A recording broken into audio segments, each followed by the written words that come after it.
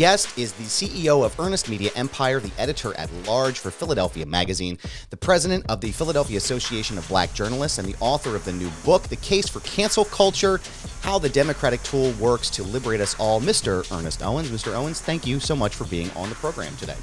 Thank you for having me on. This is exciting. I'm very excited to have you. I love this topic here. We've done an episode on this with Foundation Radio. If you go back into the archives at foundationradio.net, you can see the episode. It's called Cancel Culture Isn't Real. And it's contextual because we do talk about it. And you mentioned a lot of stuff in the book here, too, that fits neatly in with the way that we talk about it. But I want to start sort of just as a broad sense. What is your definition of cancel culture? That's a great question. So cancel culture to me is when a person decides to cancel a person, place, or thing that they find to be detrimental to their way of life. So for clarity, cancel culture is not people, being food critics or movie critics or, or those who just do not like something over personal, insignificant, frivolous taste. So I always like to use the example, like a McDonald's example. Like, let's say you don't like to go to McDonald's because the food don't taste good. That's not canceling McDonald's. It's just your personal taste. Right. But let's say you make a decision not to go to McDonald's anymore, or choose to encourage people not to go there because hypothetically you feel that they are not paying their workers a fair livable wage. That is a little bit more, that's definitely more sophisticated. That is definitely a more pointed reason not to support it. And it's basically something that impacts your livelihood, your core values, your morals in a way that is not the same as just simply not liking it because it don't taste good. Because in that regard, McDonald's could improve their food and you can simply like it, or maybe you just had a bad patty that day.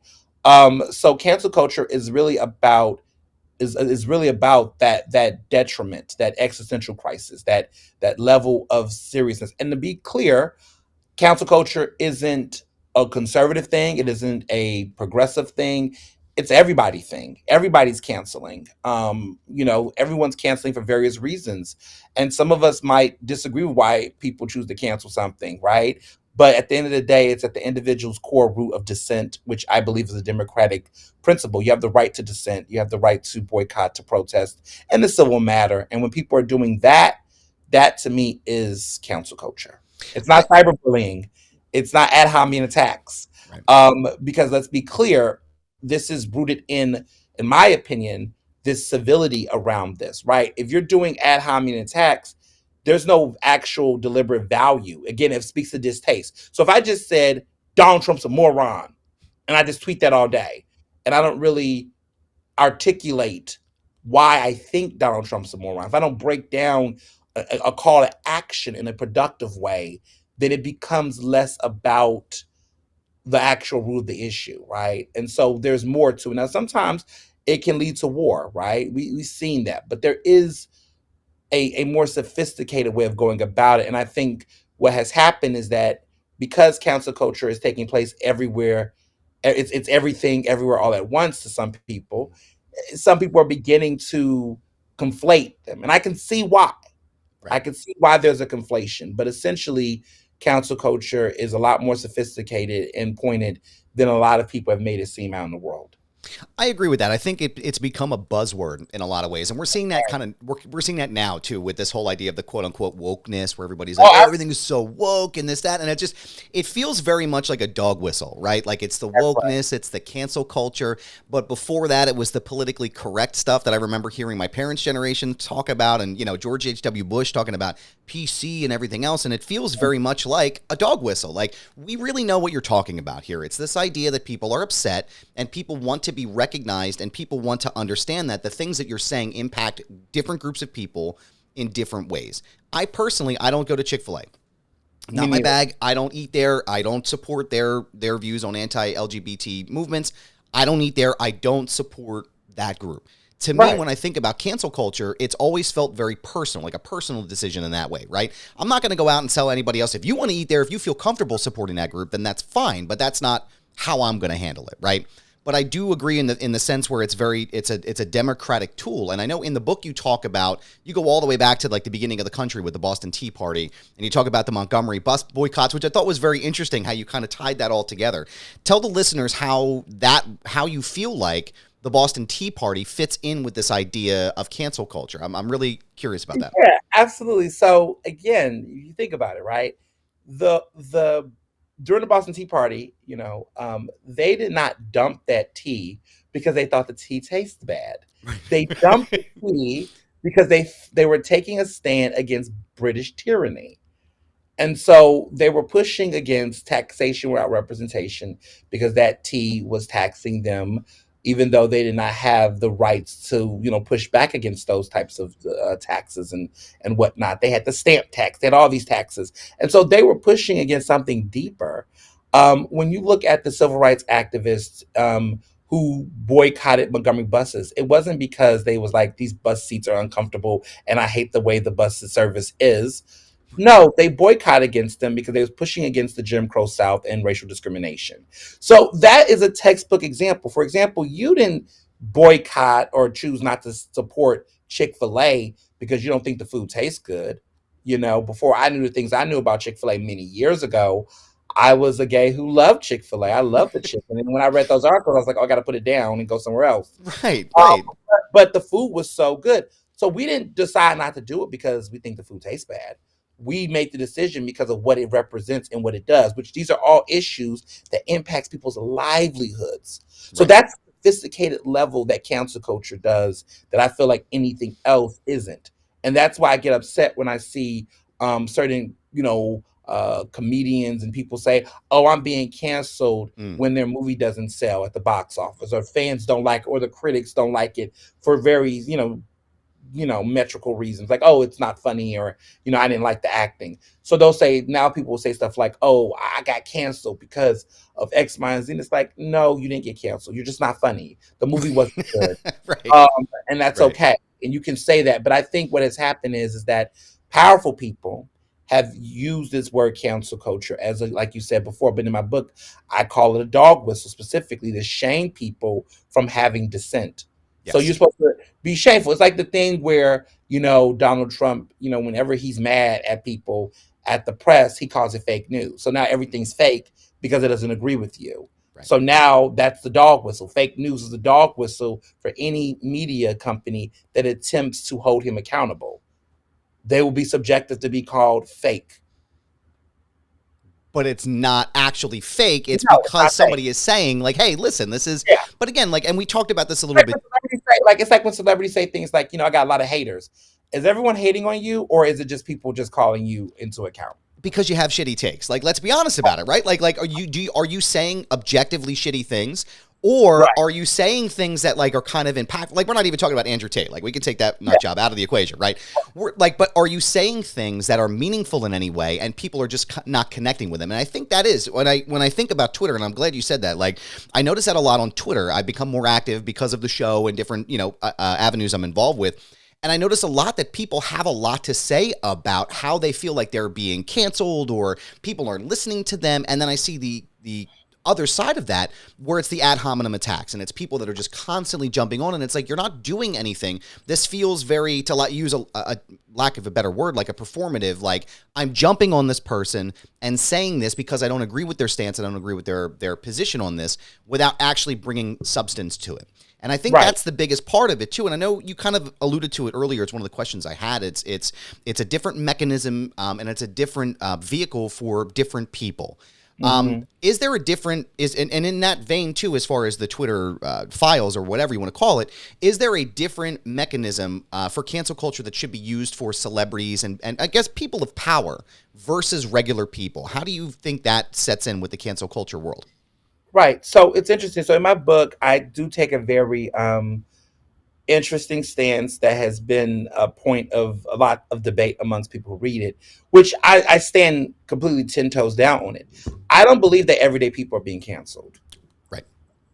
I believe that this is really a power struggle between, essentially this is everyone's like trying to figure out where is the struggle between. Is it between Democrats and Republicans, conservatives and liberals, black people and white people, rich people and poor people?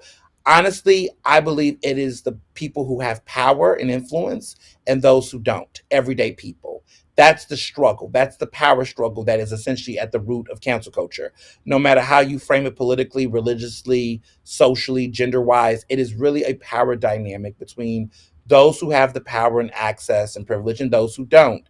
And so, with that in mind, if you are an everyday person, right, you're not a public figure, you're not a celebrity, you're not rich, you don't get canceled. You know Right. why? Because you're what the things to which you would say you're being canceled for, you most likely violated a contract agreement. You most likely broke a code of conduct. You broke the law. Accountability is swift for you. It's easy. More everyday people are being held more accountable for what they do immediately than powerful people.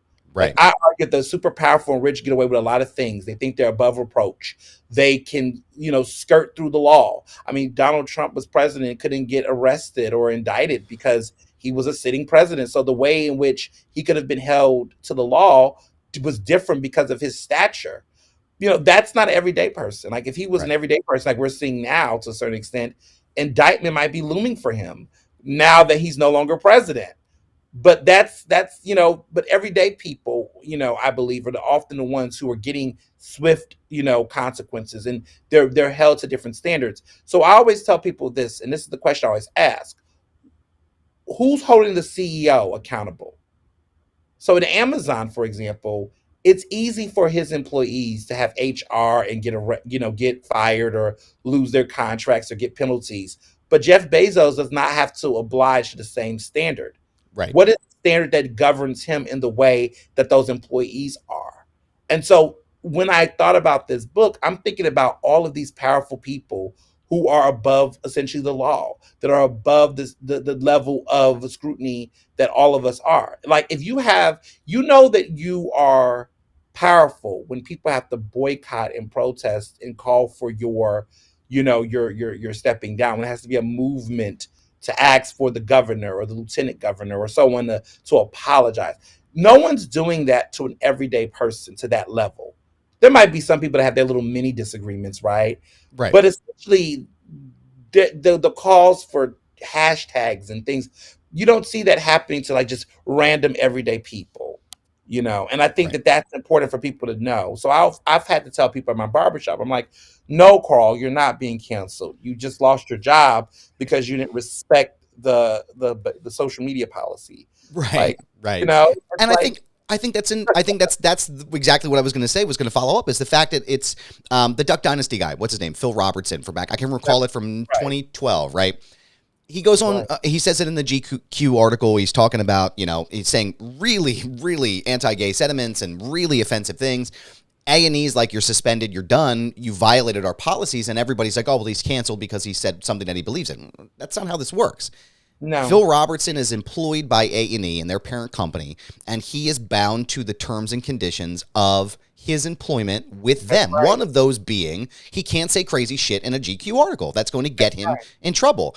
And But now these are consequences. Right. right, agree. No, agree with that 100%. But even so, even if he was canceled, right, he could be arguably canceled. I could Hmm. I could consider that a cancellation. But again, look at the levels here. You're getting a GQ article. You're getting a platform that can directly impact other people outside of yourself.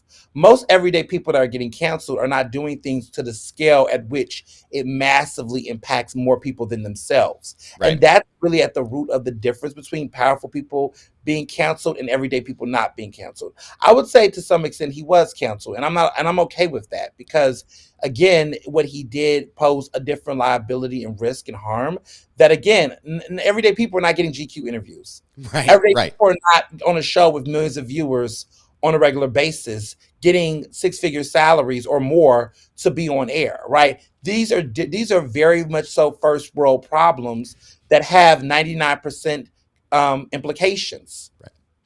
Right. And again, it is the idea that the this metric, this system, is allowing folks who are not at that elite level, that upper level, to hold people accountable. That's And right. one of the things that I know you mentioned in your book, and the reason I brought up the episode in our archives, I had a guest on the show. We did, it was a different format. It was kind of like a round table, and one of the co-hosts, Dr. Ruth, had mentioned that she felt the Dixie Chicks were really the only like group of a handful of people that were actually really canceled. And I saw your face when I said that, oh, it's not real. And what I mean by that is the fact that the point being about cancel culture is that it takes away someone's livelihood, right? The Dixie Chicks went up against and said something against George W. Bush. They were blackballed essentially, not just from country music, but from popular music in general. It torpedoed their career for many years, up until very recently. And what she meant by that, and what the kind of the crux of the show was, is that people are saying that cancel culture is ruining everything and it's actually not stopping people. But here are people named like Dave Chappelle or Mel Gibson who are still acting and still getting roles and still performing and being a part of their world. Do you feel like that is a part of this cancel culture? Like, do you feel like accountability is missing from the long-term end of cancel culture? So in my book, I have a chapter that says not all cancellations are the same. And so one popular cancellation that people do fit in the mode, the same way that you're talking about the chicks, which I also talk about in my book, um, is Chrisette Michele, who was this R&B artist that performed at the Trump inauguration in 2017. Mm-hmm. She lost her entire career after that. I mean, she really hasn't, she doesn't fill out theaters. I mean, she went through a lot of depression, and she just went from being a Grammy nominated artist that was really, had a solid audience and following, to now barely filling in seats and not getting the same bookings. But then you have Kanye West, who did far more for Trump, and how many lives did that cat have, right? Right. So the point I'm making though is that there is like that. What I think happens in these conversations is that people are so hung up on the word cancel, but it's subjective, right? Right. It's also different levels of it. Everyone's not getting canceled the same way. Everyone's not being canceled for the same periods of time. There's different, crimes that fit the action, certain punishments that fit the crime. So some situations where someone does something, may be a moment of shame, but it doesn't last forever. I think people are so caught up in this idea of like, oh, canceling as a termination for good. And it's like, no, maybe sometimes it's simply that you get dragged on the internet for a couple of weeks and then you apologize and you bounce back up. Maybe it's a situation where you need to take a hiatus for a period of time and then show back up. But there's different ramifications based on gender, race, and the people that are doing the canceling. So it's very important to note that, like, okay, with Dave Chappelle, for example, what's interesting about Dave is that the people that are often criticizing Dave for his offensive remarks are oftentimes people who may have not already been much of a fan of him to begin with. So there is some level of cancellation, let's be clear, because his reputation is tarnished. His legacy is tarnished. He has been able to still keep the shows and the money, but he will always now have that dark cloud hanging over his reputation as being the once promising star, embattled. So now we will hear things like embattled, comedian, controversial. And Dave had a moment where it seemed before all this, he won the Mark Twain Award, all these other things, where it just seemed like he was America's funny guy and he was this, provocative guy. But now he's fell into a different category altogether. And that's going to forever hunt him. You look at Louis C.K., right? Yes, he's Madison Square, but you can't not read an article now that talks about Louis C.K. without mentioning those things. So there is a level of the consequences of cancel culture that take shape in different ways. It impacts legacy for some people. Yeah. Some people, they're off the air. Some people don't make money, but it is effectiveness. Because here's the thing: look at us talking about Dave Chappelle. We can't talk about Dave Chappelle now without talking about transphobia. Right. That's powerful that those trans activists and their allies have made this such a global conversation that we cannot discuss these individuals without that. And then what it does is it puts the public in a position to have to grapple with how far they want to support these people or rethink it. And I think every day those types of moments build more awareness, and it also is building a consciousness. And, it's also maybe making them correct behavior. One would argue, is Louis C.K. going to do those things again? I don't know. I would think not. I think that he definitely has been trying to be more publicly remorseful and accountable about what he did. And he was very much so outspoken from the jump to just acknowledge the problem and say he apologized. I mean, there's some people that feel like there needs to be sharper consequences, but there is some level of accountability that wasn't there before. And so I do think that we cannot dismiss the work of these individual groups, these marginalized groups that are speaking out, simply because it's not taking shape in the way that some of us would prefer for other people. Do you think Dave Chappelle could have saved himself some headache? I know I watched a clip of you on CNN. You were talking about Kevin Hart when a couple weeks That's ago, right. or a couple years ago rather, he the whole his homophobic tweets and the things he was saying on stage. And one of the things that stuck out to me about what you said was the fact that it was like all he essentially, and I'm paraphrasing, of course, and you can dive into this a little bit more. All he had to do was apologize and acknowledge what he said was wrong and say, hey, use it as an opportunity, right? Use it as a tool, right? And in my head, when I think about cancel culture, and I sometimes I'll use like the reference like Mel Gibson, or I'll use even like Hulk Hogan, or some of these larger folks, it's like, when I think about the idea of accountability and consequence, right? What is the goal sometimes? And this is more of a rhetorical question to get into the question I have for you. When I think about it, it's like, okay, well, these folks did really bad things, right? Like objectively speaking, everything that Hulk Hogan said in that videotape is terrible. Everything that Mel Gibson has said over the course of his career is terrible. What's the goal at the end of this for us bringing this? Is it strictly to say accountability? Is it strictly to bring these things to light? Or is it for some of the people who are like, no, we never want these people to work again? And what I thought was fascinating about what you said about Kevin Hart was all he had to do was come out and acknowledge it in a really like, hey, this was wrong. I did this. Like self-accountability, right? Own this. And every single time it's brought up, use it as an opportunity to say, hey, yes, that's right. I did this wrong. This was not correct of me to do, and it's never going to happen again. And here's why. Do you think that would solve a lot of issues for some of these people who have these more public the public comeuppances when it comes to some of the terrible things they say? Or do you think it's just, it's just always going to attack, like what you said about Dave Chappelle? Yeah, so several things. So your first question, you were saying, you're talking about the different types of desires that people want. I Right. think all of those depend on what it is, right? I think Mhm. some people are like, look, if you're R. Kelly, never again. Right. If you're Paula Dean, some people might say never again, or maybe, hey, we need some more explanation. But at the end of the day, this falls on the person that was the person who did it. What I learned from the Kevin Hart situation is I don't think that he was sorry. I think that the fact that he was very defensive about what he said is the truth in the pudding. I mean, I think that two things can exist at once. That these people can say how they feel and mean what they say, and say, you know what, there may be babies and whine about people's reaction.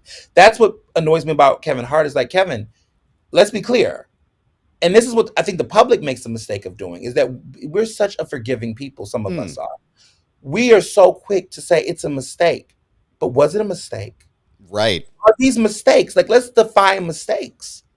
Mistakes are or it would be arguably something that the person who did it should say. Kevin Hart wasn't out here saying he made a mistake. We projected that on him.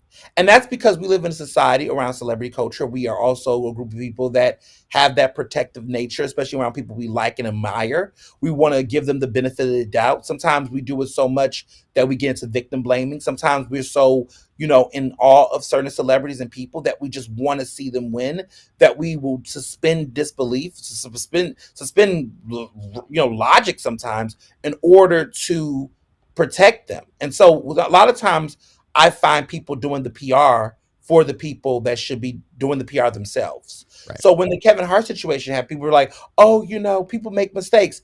Does he consider it a mistake? He's doubling down to a certain degree. He's doing everything but apologizing because he's not sorry, right? Or to some extent, the way that he took forever to get to that point is because that's not how he felt. And that's the same thing with Dave Chappelle. Dave Chappelle doesn't want to bend in that way because he really feels the way he felt. And sometimes people have problematic beliefs that are hurtful, and some people are just downright mean and cruel, and they don't care about people's feelings. And so, what to do about people who don't care? And that's when council culture figures it out. Those Right. people decide what should be the consequence for people who are going to persistently hurt. And so there's oftentimes this bad narrative that victim blames people, where people are so focused on what's going to happen to that powerful person who did the bad thing that they're not thinking about the offended. So I'm Right. oftentimes thinking this book, when I wrote it, about the people, because I've been gaslighted before. A lot Hmm. of marginalized people, women, black and brown people, disabled people, poor people, working class people, are oftentimes gaslighted for taking a stand against things that are harmful to them. We're oftentimes told you read it the wrong way. Mm. You didn't understand, or let it go, or you know give that person the benefit of doubt. What about second chances? But we're never taking a chance to interrogate the culprit. Right. Are you sorry? What are you sorry for? What are you going to do to not make this happen again? We're not interrogating the actual culprit because we're so busy gaslighting and trying to silence the oppressed. And I feel like that's what's happening, that oftentimes happen. Like, I don't think Kevin Hart was really sorry. Dave Chappelle has not tried to really apologize for any of this. They consistently pursue to doing their own right. And they're standing 10 toes down. And the funny part is that their supporters, a lot of them, don't even want them to apologize. That's what I was going to say. And I just read something today about Joe Rogan doing this anti-woke club, which miss me completely with that. I'm not going to spend, if I'm spending $900 on something, it's definitely not going to be that. But $900? It's $900 to get into the club. What a grifter. I like this. A grift. And what's crazy is this man said the N-word dozens upon dozens upon dozens of times. Right. Those were not mistakes. And we're having free speech conversations. And I know we might get into, but it's okay. Yeah. Now, there's this ridiculous narrative, right, about free speech, censorship. But what's funny is that none of these guys, I could understand conservative viewpoints on censorship and free speech if they kept that same energy across the board. Right. So for all the people that are defending the use of the N-word or protecting people from saying transphobic, homophobic things and Islamophobic things, all these horrible things, it's really hate speech. Let's be real, it's hate speech. They're so quick to want to defend hate speech, but they're not invested in the other aspects of free speech across the board. So all of a sudden, it's censorship if we say Joe Rogan can't have a podcast on Spotify for saying the N-word several times and giving out misinformation around vaccinations. But it is okay for Colin Kaepernick to be blackballed for not taking a knee. It's okay for Black Lives Matter protests. It's not okay for Black Lives Matter protesters to protest civilly. It is not okay for Black authors or queer writers to write books and put them in public libraries. We're okay with book bans. We're okay not to say gay. We're trying to punish girls from talking about their periods in high school. Which is insane. We're doing all of these types of things. And that's not cancel culture. That's not massive censorship. I mean, we're dealing with a Fahrenheit situation right now. Yes, very clearly. Yeah. That, okay, we're dealing with, Animal Farm, 1984. I mean, we're going into dystopia. And this is happening from those individuals. The same people that want to protect Dave Chappelle's ability to say transphobic things are the same people that want to ban books from people that look like him. Make it make sense. Well, I mean, again, you're right. Like the application of logic and the application of this idea where this is okay and we're going to say this. It's the whole Roseanne Barr thing. Oh, my pronouns are kiss my ass. And none of that is funny. Like it doesn't land for somebody like me. But now we're going to sit here and we're going to say, okay, well, now we're, like you said, we're going to pull thousands of books out of public libraries and in elementary schools. We're going to ban drag performers inside of clubs and drag lunches and drag brunches because they feel like there's some sort of, sexual tone about it. Meanwhile, I've never heard of any drag performer assaulting a child, but every single day on Twitter, I see more and more about these youth pastors assaulting children inside of the schools. And that's okay, but we're continuing to promote those narratives. But we're not, it's just not applying across the board. And I think for me, it's very frustrating to have these conversations with people who say, listen, we can't say these things, or they should be allowed to say whatever they want up until, we hit the asterisk point on this. I'm glad that you brought that up because I feel like, again, too, Louis C.K. you mentioned as well. There's the whole thing with him and Ricky Gervais on the video with Chris Rock using that word. And I remember watching it initially like years ago and being like, feeling a lot like the way Jerry Seinfeld was. Like, why are we saying, like, what are we doing here, guys? Jerry Seinfeld is a man he's Jewish. He understands that there is, and some people have lost this sense of intersectionality, which I do talk about in the book, understanding that the hatred in the intersections of these different identities cross over. Mm-hmm. You start letting people say racial slurs, they're going to go into anti-Semitism very quickly. There's a connection there. You around people who are very sexist, they typically are homophobic and transphobic. There is a connection because they are caught up in this patriarchal system that is often built upon bigotry. Right. And that bigotry does not have a religious color. It's going to get everybody It's essentially. it, Yeah. yeah. I mean, it's I often think about that myself as I'm also in the LGBT community, and I think about that as well when I think about how specific instances and specific words affect me as the individual, right? And Hmm. how I interpret that, but also in the fact that you're right. Like, it's not a hard stretch for somebody to use a racial slur and then, say something homophobic to me or say something, anti-Semitic to one of my friends.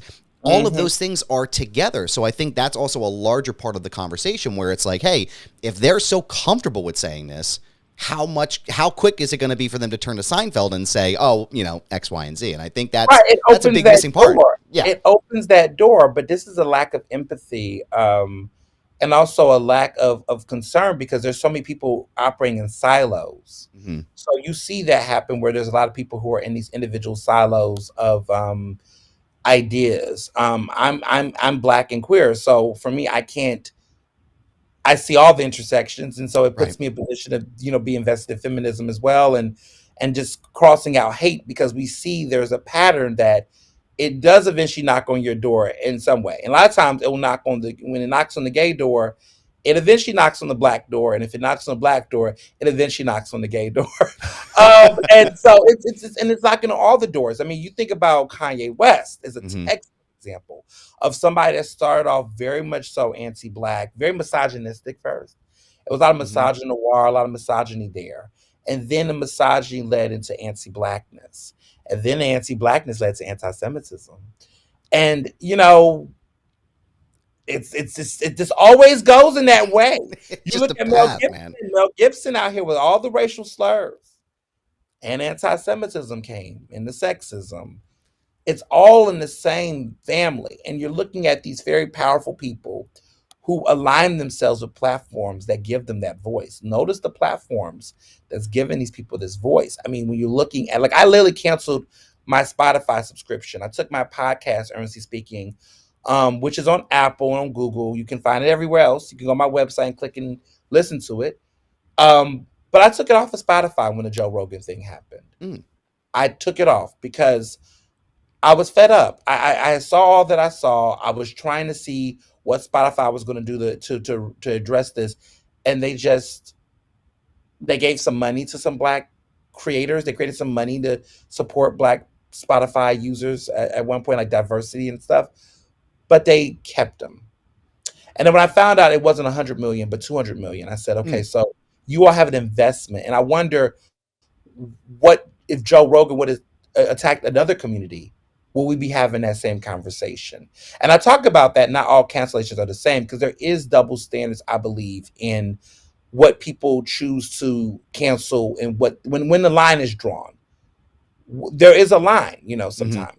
I do feel like, they'll say things like, okay, somebody being homophobic, we're not going to take them off the air for that little joke. Maybe in some cases, some communities, they may not care, Right. but then they'll say something, sexist, and they're like, you know what, maybe that's the okay, that's going too far.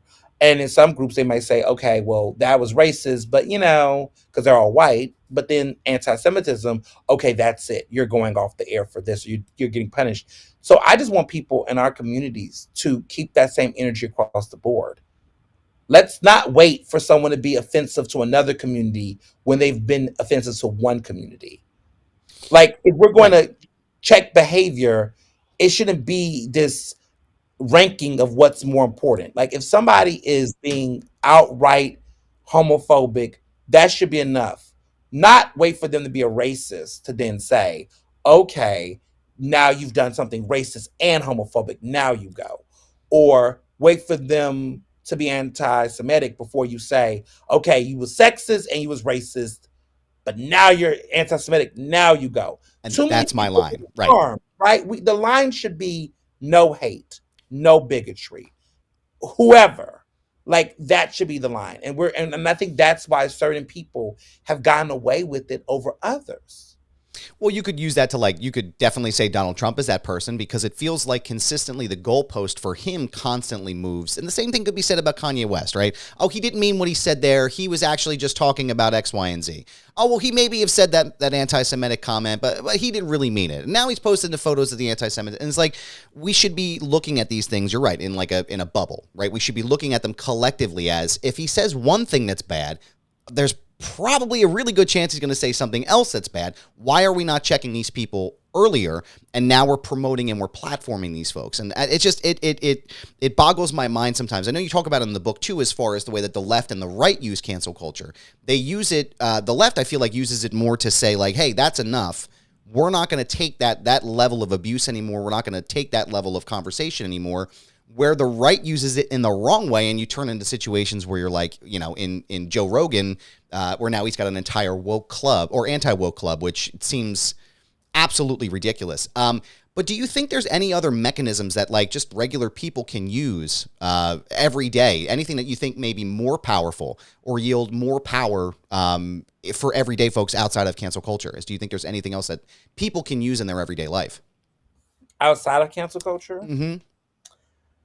Um, no. I think part of it is because we can cancel in different ways, right? Mm, Canceling in different ways because it's dissent essentially. right. So cancel culture in the sense of I'm not voting for a person. You know, I would argue that the voters canceled Donald Trump from the presidency Right. in 2020. That's more what I was getting at. I apologize. I was thinking of like So, mechanism of justice. Like, how right. can people use that power? Right. Right. It's all part of cancel culture. Cancel culture is an ideology. Is more so, it's an action, but it's also a state of mind, right? The decision to check someone out or to stop. That's a decision making tool. How we act on that decision is where it varies, right? Some people might say, "Look, I'm not going to vote for this elected official." Some people will say, "I'm not going to vote for them, and I'm also going to protest outside their office." Some people might pass a petition and say, let's get the word out. Some people might share and express their views in a way to promote others to do the same with their platforms on social media. So there's various ways that we participate in cancel culture every day, and I don't think we can be without it because essentially that's where the power and accountability comes in. Right. Boycotts, demonstrations, dissent in the form of op-eds and opinion pieces, tweets and all that fits there. That's all a part of dissent. And so without the ability to dissent, you don't have the ability to cancel because that is essentially what it is. Now, I know you just mentioned tweets and being canceled. I know that I remember this. I remember your tweet to Justin Timberlake in 2016. And I know I wanted to bring it up because I know it's in the book and I want to talk about Yeah, it. yeah, yeah. But tell me about how that experience shaped you when it came to cancel culture. Tell me about how that impacted your role. Because I know there was a really kind of crazy situation that happened because of that. So tell me more about that. Yeah, so it's been so many years now, but 2016, I mean, the BT Awards was happening. Jesse Williams, who's an actor, won the Humanitarian Award, gave a really poignant speech about Black Lives Matter, about cultural appropriation, and these other really important topics. And Justin Timberlake was tweeting about how he was inspired and I just was like, I felt like it was kind of performative. I was like, well, did you really hear what this man was saying?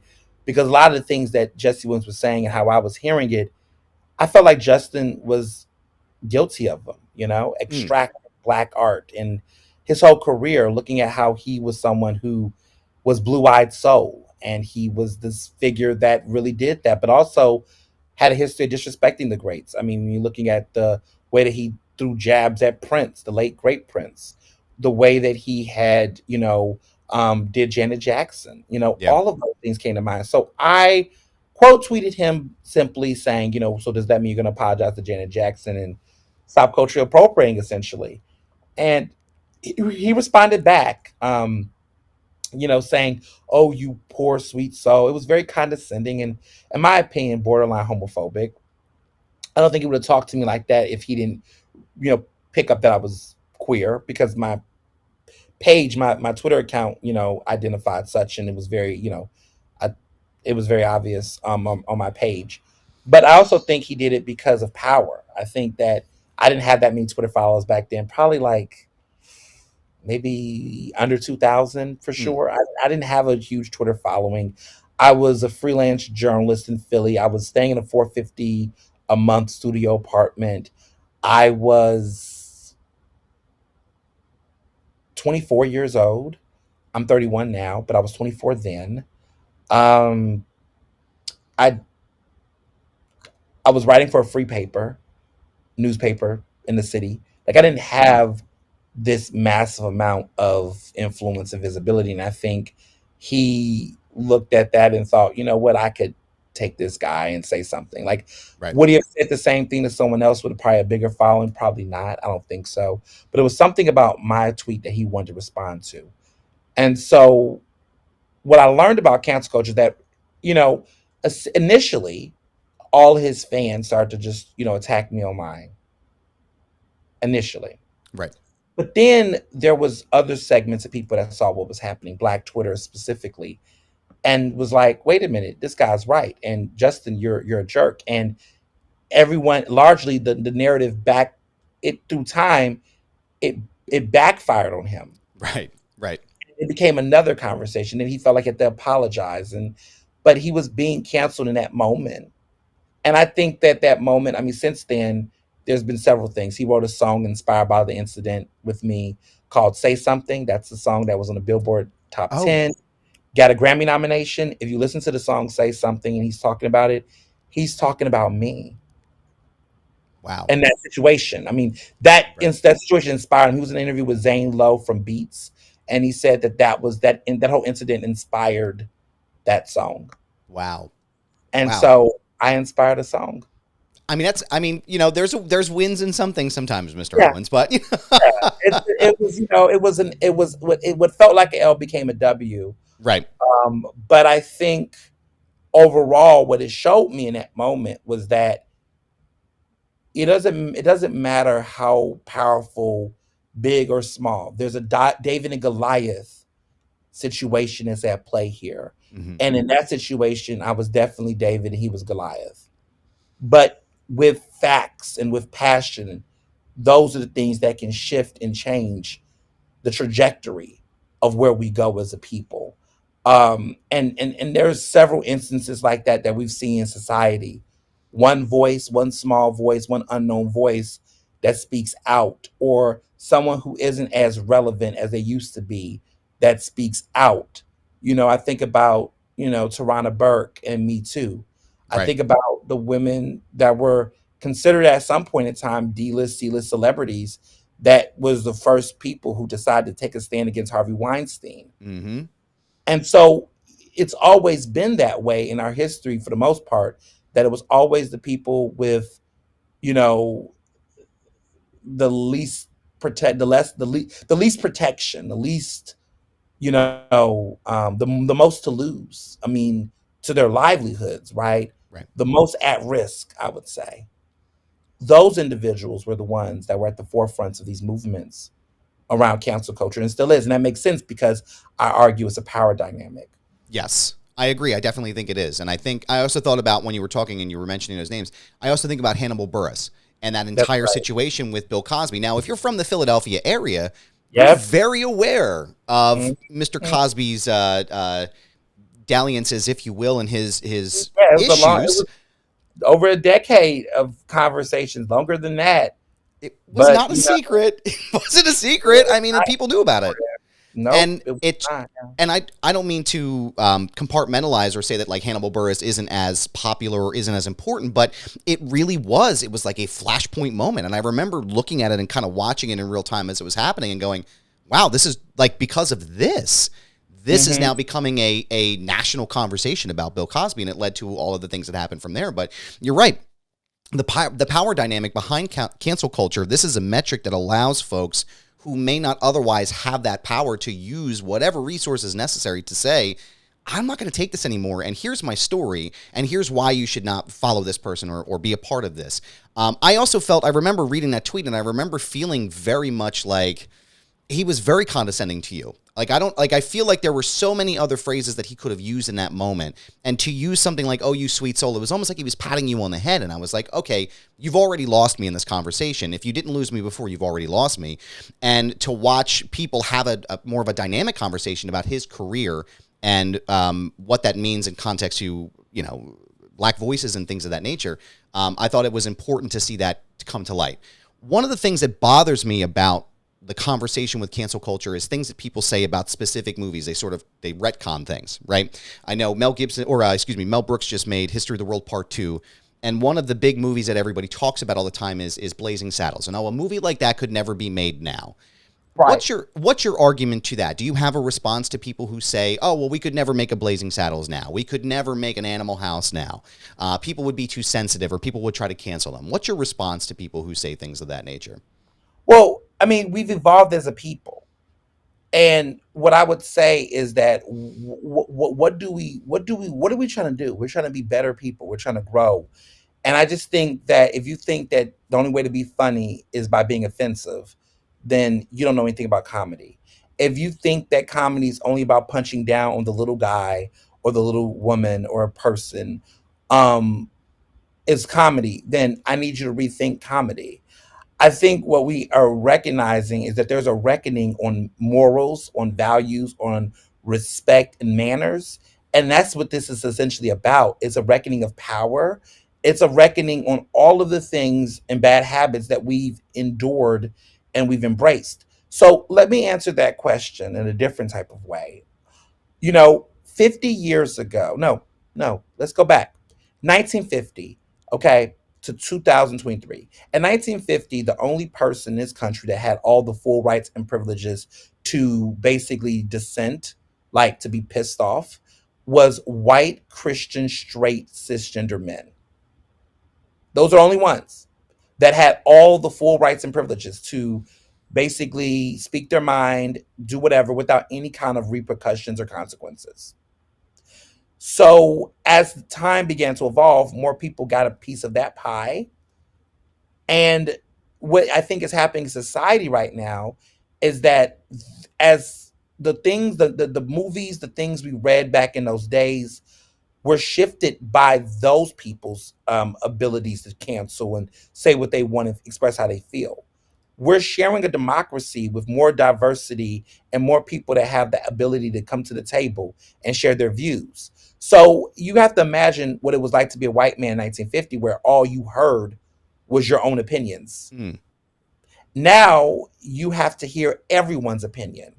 Now other people telling you what to do, but now you also have to share consequences for expressing views that once upon a time you never had a consequence for.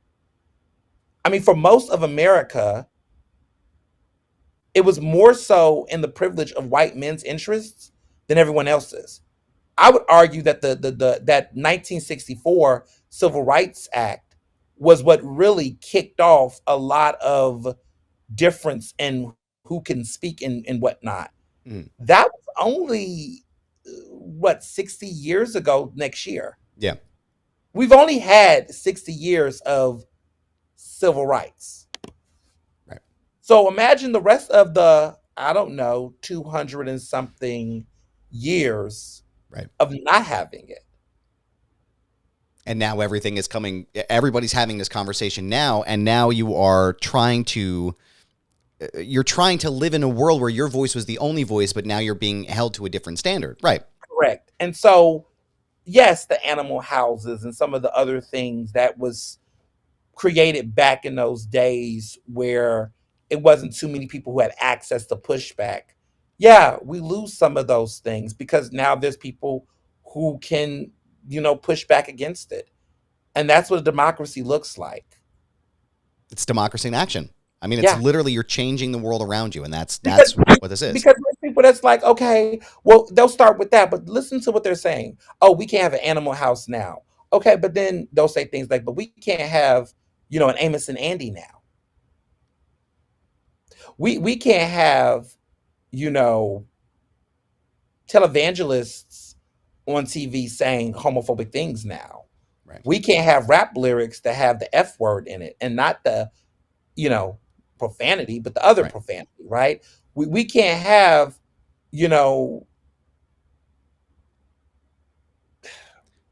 Dilbert now. Right. Right. Yeah. Like when does it, think about what they're really getting at here. Yeah. No. What they're saying is that we're not allowed to say the hateful, inflammatory, nasty things that we have had the privilege and the openings to say for the past 200 some odd years. Now all of a sudden it's, oh, well, everybody's offended. Well, yeah, of course we're offended because we don't want to hear this shit anymore. Right. We don't want to hear you be racist. Yeah. They never had to deal with those consequences more so now. And now it's being amplified with new mechanisms like social media and Twitter and things that they never had to deal with back in the day. Right. And now it's way easier to bring those instances to light because, Michael Richards, I guess you could say, was like the first real person who got caught up in the social media age, right? That's right. I remember, we both remember seeing that. It was like, holy crap, like what's happening here? Why would you? And I think about this a lot too. I often think about, and even, not to compare the two or to conflate them, but with the murder of George Floyd, I wonder what the outrage would have been in both of those situations. Again, not comparing them, just putting them in linear.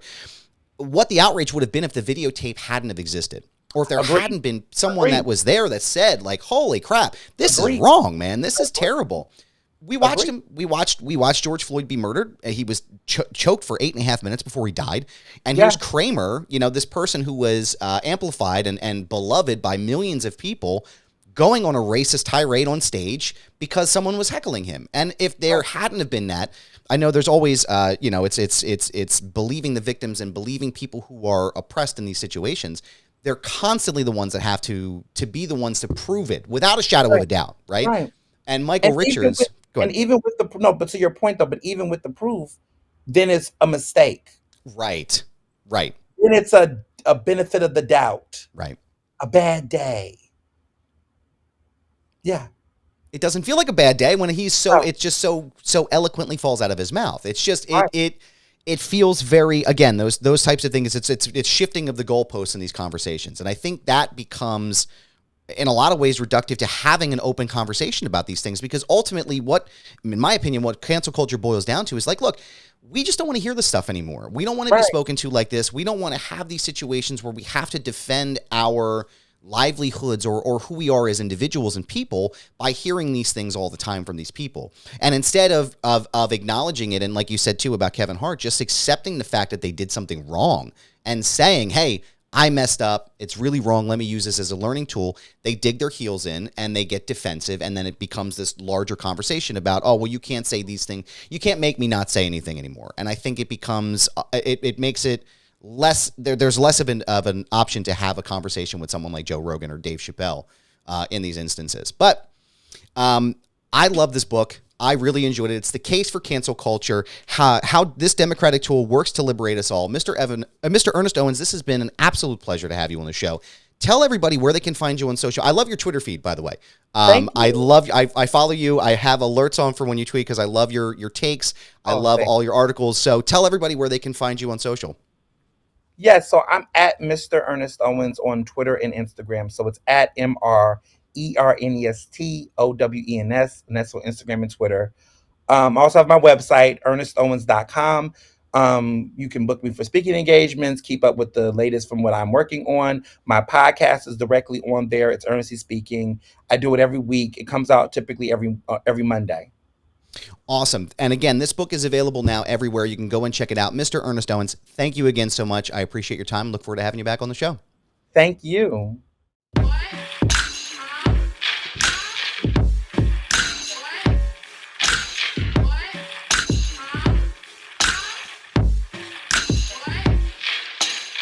Foundation Radio is hosted, recorded, and produced by Adam Barnard. Additional narration and production is provided by the executive voice, Sam Krepps. Our mixing and engineering was done by Pannell. Our intro and outro music is performed by Dumb Ugly. Additional musical accompaniment is performed and produced by Enrichment. Our cover art photography was done by Dylan Ettinger. Follow Adam on Instagram and Twitter, or X or whatever, at This Is Goober, and follow the show on Twitter, again, not calling it X, at FND Radio Pod. find the entire show archive at foundationradio.net. This has been a Butts Carlton Media production, Butts Carlton, proprietor.